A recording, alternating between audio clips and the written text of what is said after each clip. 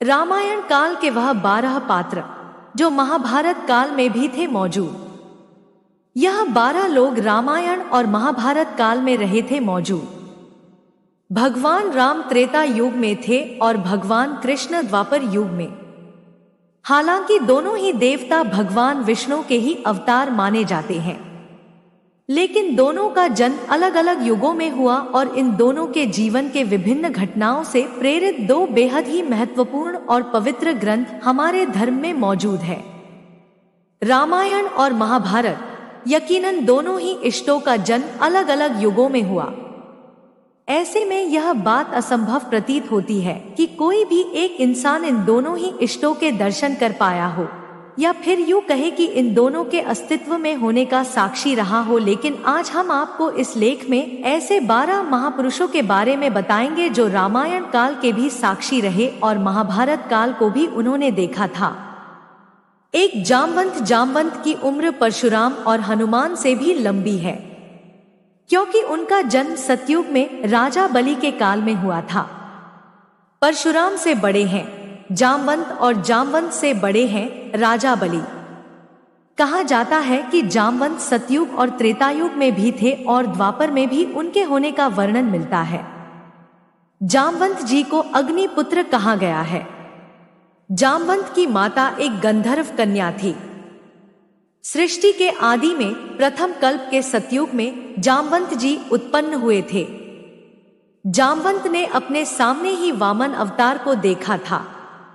रामायण में जामवंत राम की वानर सेना का हिस्सा है। उन्होंने हनुमान को अपनी ताकत और शक्ति का एहसास कराया था, जिसे हनुमान श्राप के कारण भूल गए थे। वहीं महाभारत में वह भगवान कृष्ण के ससुर हैं। कहते हैं कि जामवंत और कृष्ण के बीच 3 से 4 सप्ताह तक लड़ाई चल रही थी। जब जामवंत थक गए तो उन्हें पता चला कि कृष्ण के असली रूप। उन्होंने कृष्ण और उनकी बेटी जावती को रत्न दिया, जो भगवान कृष्ण की पत्नी में से एक है। जामवंत जी समुद्र को लाने में सक्षम थे, लेकिन त्रेतायुग में वह बूढ़े हो चले थे। इसीलिए उन्होंने हनुमान जी से इसके लिए विनती थी कि आप ही समुद्र लांघिए। वाल्मीकि रामायण के युद्ध कांड में जामवंत का नाम विशेष उल्लेखनीय है। जब हनुमान जी अपनी शक्ति को भूल जाते हैं तो जामवंत जी ही उनको याद दिलाते हैं। माना जाता है कि जामवंत जी आकार प्रकार में कुंभकर्ण से तनी ही छोटे थे। जामवंत को परम ज्ञानी और अनुभवी माना जाता था। उन्होंने ही हनुमान जी से हिमालय में प्राप्त होने वाली 4 दुर्लभ औषधियों का वर्णन किया था, जिसमें से एक संजीवनी थी। जामवंत रामायण के एक बहुत ही महत्वपूर्ण किरदार थे और भगवान श्री राम के वानर सेना के सदस्य भी थे। यह जामवंत ही थे जिन्होंने समुद्र लांघते वक्त भगवान हनुमान को उनकी शक्तियां याद दिलाई थी, जिसकी वजह से हनुमान जी माता सीता से लंका जाकर मिल पाए। लेकिन जामवंत का महाभारत के समय में भी होने के साक्ष्य मिलते हैं। पौराणिक कथाओं के अनुसार शमतक मणि को हासिल करने के लिए जामवंत ने भगवान कृष्ण से नंदीवर्धन पर्वत पर 27 दिनों तक युद्ध किया था। बाद में जब उन्हें भगवान कृष्ण के विष्णु अवतार होने की बात पता चली तो उन्होंने युद्ध बंद कर दिया और अपनी पुत्री जामवंती से श्री कृष्ण का विवाह करवाया। 2 दुर्वासा ऋषि। मान्यता है कि दुर्वासा ऋषि सतयुग, त्रेता और द्वापर तीनों ही युगों में मौजूद थे। दुर्वासा ऋषि को उनके अत्यंत क्रोधी स्वभाव की वजह से जाना जाता है। उन्हीं के कारण भगवान राम के भाई लक्ष्मण को अयोध्या छोड़नी पड़ती है। वहीं महाभारत में उन्हें ऋषि के रूप में वर्णित किया गया है, जो किसी के प्रसन्न होने पर आसानी से वरदान दे देते हैं। कुंती को उन्होंने अथर्ववेद मंत्र सिखाया था, जिससे 3 पांडव हुए। मान्यता है कि उन्होंने ही शकुंतला को श्राप दिया था कि उनका प्रेमी उन्हें भूल जाए। खैर, रामायण के वक्त भी ऋषि दुर्वासा का जिक्र मिलता है। जब भगवान राम और यमराज किसी विषय पर चिंतन कर रहे होते हैं और यमराज भगवान राम के सामने यह शर्त रखते हैं कि जो भी इस चिंतन में व्यवधान डालेगा उसकी मृत्यु हो जाएगी। इस वजह से भगवान राम अपने छोटे भाई लक्ष्मण को द्वार की रक्षा करने को भेजते हैं ताकि कोई भी अंदर ना आ सके। लेकिन इस चिंतन व विमर्श के बीच दखल तब पड़ जाता है जब लक्ष्मण को ऋषि दुर्वासा क्रोधित होकर यह कह बैठते हैं कि अगर अभी इसी वक्त भगवान राम ऋषि दुर्वासा से नहीं मिले तो वे समस्त अयोध्या नगरी को श्राप दे देंगे। बाद में ऋषि दुर्वासा के श्राप के भय से लक्ष्मण को चिंतन और विमर्श के बीच दखल डालना पड़ा था। ऋषि दुर्वासा का जिक्र महाभारत में भी मिलता है। राजा कुंती भोज ने कुंती नामक एक कन्या को गोद लिया था। एक बार ऋषि दुर्वासा राजा कुंती भोज के यहाँ पधारते हैं। कुंती को ऋषि दुर्वासा के शीघ्र क्रोधित होने के स्वभाव का भान था, इसलिए उन्होंने ऋषि दुर्वासा के आवभगत में कोई कमी नहीं रखी। इस आवभगत से ऋषि दुर्वासा कुंती पर बेहद प्रसन्न होते हैं और जाते जाते कुंती को अथर्ववेद का वह मंत्र बताते हैं जिससे कोई भी स्त्री अपने इष्ट का ध्यान कर संतान प्राप्त कर सकती है। कुंती ने ऋषि दुर्वासा के बताए मंत्र की शक्ति को देखने के लिए विवाह से पूर्व ही भगवान सूर्य का ध्यान किया था, जिस वजह से कर्ण का जन्म हुआ था। 3 नारद मुनि दोनों महाकाव्यों में अपने गपशप के कारण जाने जाते हैं। रामायण में उन्होंने वाल्मीकि को रामायण लिखने के लिए प्रोत्साहित किया।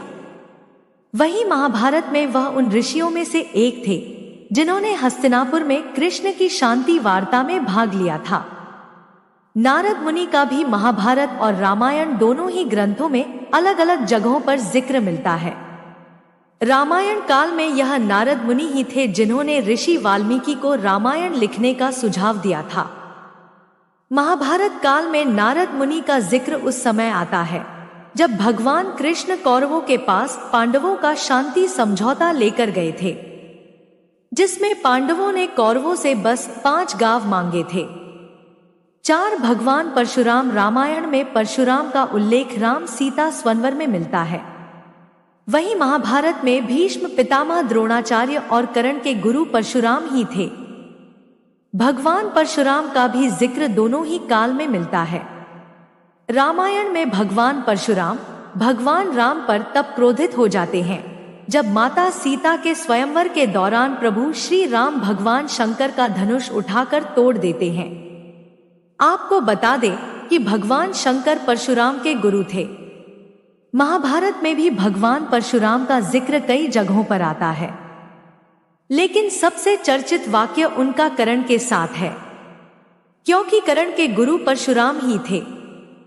चूंकि परशुराम सिर्फ ब्राह्मणों को ही शिक्षा देते थे, ऐसे में भगवान परशुराम से विद्या प्राप्त करने की वजह से कर्ण को भगवान परशुराम का क्रोध भी झेलना पड़ा था। परशुराम विष्णु के 6ठे आवेश अवतार हैं। परशुराम का जन्म 5142 वैशाख शुक्ल तृतीया के दिन रात्रि के प्रथम प्रहर में भगु ऋषि के कुल में हुआ था। इनके पिता का नाम जमद और माता का नाम रेणुका था। सत्यवती के पुत्र जमदग्नि जमदग्नि रेणुका के पुत्र परशुराम थे। रामायण में परशुराम का उल्लेख तब मिलता है जब भगवान श्री राम सीता स्वयंवर के मौके पर शिव का धनुष तोड़ देते हैं। तब परशुराम यह देखने के लिए सभा में आते हैं कि आखिर यह धनुष किसने तोड़ा। महाभारत में परशुराम का उल्लेख पहली बार तब मिलता है जब वे भीष्म पितामह के गुरु बने थे और एक प्रसंग के अनुसार उनका भीष्म के साथ युद्ध भी हुआ था। दूसरा जब वे भगवान श्री कृष्ण को सुदर्शन प्रदान करते हैं और तीसरा जब वे कर्ण को ब्रह्मास्त्र की शिक्षा देते हैं।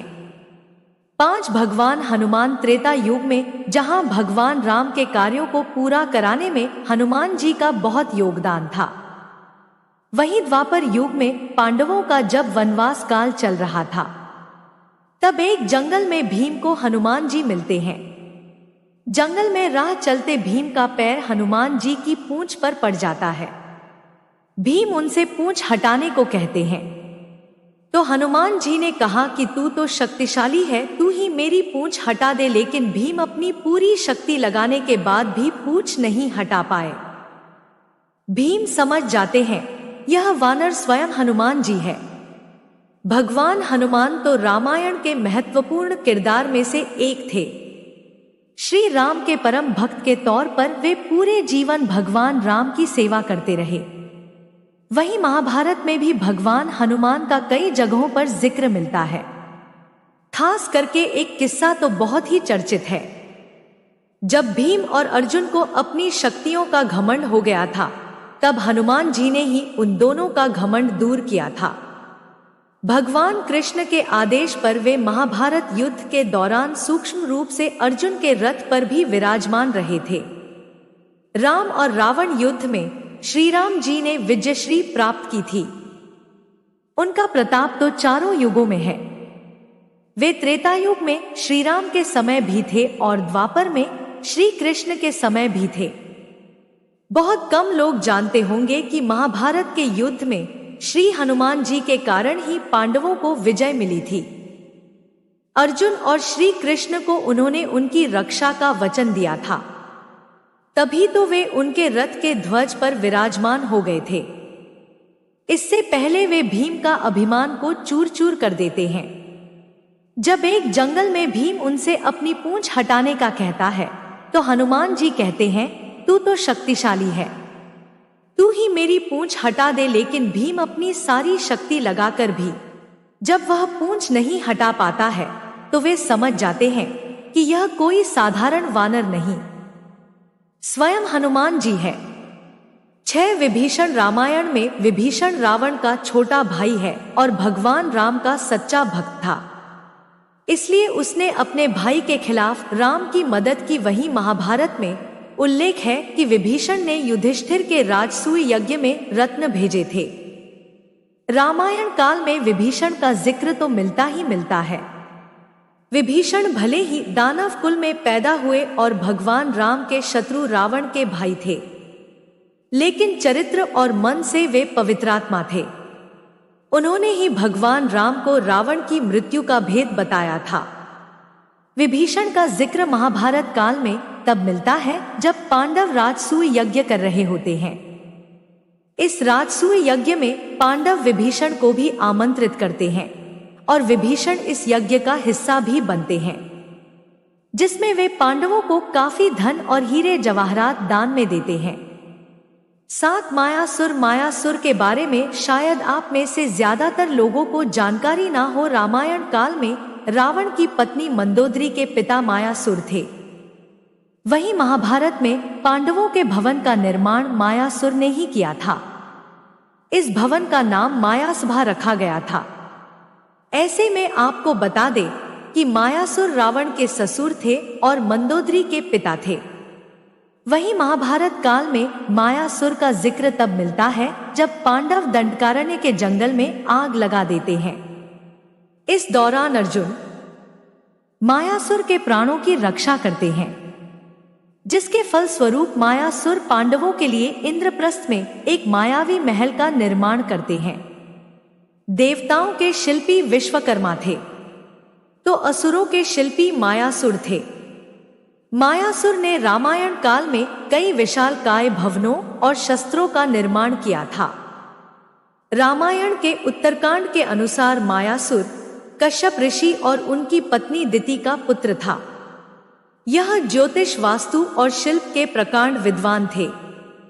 इसका मतलब मायासुर सतयुग में भी था। इन्होंने ही महाभारत में युधिष्ठिर के लिए सभा भवन का निर्माण किया, जो माया सभा के नाम से प्रसिद्ध हुआ। इसी सभा के वैभव को देखकर दुर्योधन पांडवों से ईर्ष्या करने लगा था। मायासुर ने द्वारका नगरी के निर्माण में भी अहम भूमिका निभाई थी। मायासुर ने सोने, चांदी और लोहे के 3 शहर, जिसे त्रिपुरा कहा जाता है, का निर्माण किया था। त्रिपुरा को बाद में स्वयं भगवान शिव ने ध्वस्त कर दिया था। 8 वायु देवता, वायुदेव, जिन्हें वायु के देवता के रूप में भी जाना जाता है, हनुमान और भीम दोनों के पिता है। हनुमान को पवन पुत्र और भीम को वायु पुत्र के नाम से जाना जाता है। उन्हें सौतेले भाई के रूप में जाना जाता है। रामायण काल में माता अंजनी ने पवन देव के पुत्र हनुमान को जन्म दिया था। वहीं महाभारत काल में पवन देव का तब जिक्र आता है जब कुंती राजा पांडु के अनुरोध पर महर्षि दुर्वासा के बताए मंत्र से पवन देवता का आवाहन करती हैं और फिर भीम का जन्म होता है। कहा जाता है कि भीम और हनुमान जी आपस में भाई ही थे। 9 ऋषि शक्ति रामायण काल में प्रभु राम और लक्ष्मण जी के गुरु के रूप में हमें ऋषि वशिष्ठ का जिक्र मिलता है। ऋषि वशिष्ठ और उनकी पत्नी अरुंधति का एक पुत्र भी था जिसका नाम शक्ति था। शक्ति भी आगे चलकर एक ऋषि बनते हैं। बाद में महाभारत काल में भी शक्ति ऋषि का जिक्र मिल है। महाभारत में ऋषि शक्ति को पराशर मुनि का पिता बताया गया है। पराशर मुनि ही विष्णु पुराण के रचता है। 10 महर्षि भारद्वाज रामायण में भगवान राम और सीता ने वनवास की यात्रा की शुरुआत में उनके आश्रम में उनसे मुलाकात की थी। महर्षि ने राम से अपने साथ रहने का अनुरोध किया, लेकिन बहुत विनम्रता से राम ने मना कर दिया और जंगलों में जाने का फैसला किया। वहीं महाभारत में वह कौरवों और पांडवों के शिक्षक द्रोण के पिता थे। महर्षि भारद्वाज का जिक्र रामायण में तब आता है जब भगवान राम माता सीता और लक्ष्मण के साथ वनवास के लिए निकलते हैं। तब उनकी सबसे पहले मुलाकात महर्षि भारद्वाज से ही होती है। द्रोणाचार्य पांडवों और कौरवों के गुरु थे। 11 कुबेर रामायण में कुबेर को धन के देवता के रूप में जाना जाता है।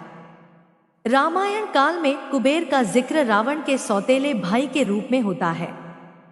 कुबेर के बेटे नलकुबेर के ही श्राप की वजह से रावण सीता माता को ना अपने महल में रख पाया और ना ही उनका कभी स्पर्श कर पाया। महाभारत में कुबेर का वर्णन पुलस्त्य ऋषि के पुत्र के रूप में मिलता है। कहा जाता है कि कुबेर का जन्म एक गाय के गर्भ से हुआ था। 12 अगस्त्य मुनि ने ही अगस्त्य संहिता की रचना की थी। अगस्त्य मुनि को वशिष्ठ मुनि का बड़ा भाई बताया जाता है। वशिष्ठ मुनि ही श्री राम और लक्ष्मण के गुरु थे। बाद में जब भगवान राम माता सीता को रावण की कैद से छुड़ाने लंका जा रहे थे, तब वशिष्ठ मुनि उनसे मिलने आते हैं और उन्हें दिव्य तीर और धनुष सौंपते हैं। वहीं महाभारत में उनका जिक्र तब आता है जब उन्होंने विंध्य पर्वत को सूर्य देवता के आग्रह पर झुका दिया था। रामायण में अगस्त्य ऋषि रावण से युद्ध के पहले भगवान राम को दिव्य धनुष और बाण सौंपते हैं और उन्हें रावण के बुरे स्वभाव के बारे में बताते हैं। वहीं महाभारत में वह विंध्य पर्वत को ऊंचा होने से रोकते हैं ताकि सूर्य, चंद्रमा और सभी जीवित प्राणी उसे आसानी से पार कर सके। तो ये थी हमारी आज की वीडियो अगर आपको पसंद आया हो तो लाइक और हमारे चैनल को सब्सक्राइब करें और अपने दोस्तों के साथ शेयर करें। धन्यवाद। जय श्री हरि विष्णु। राधे राधे।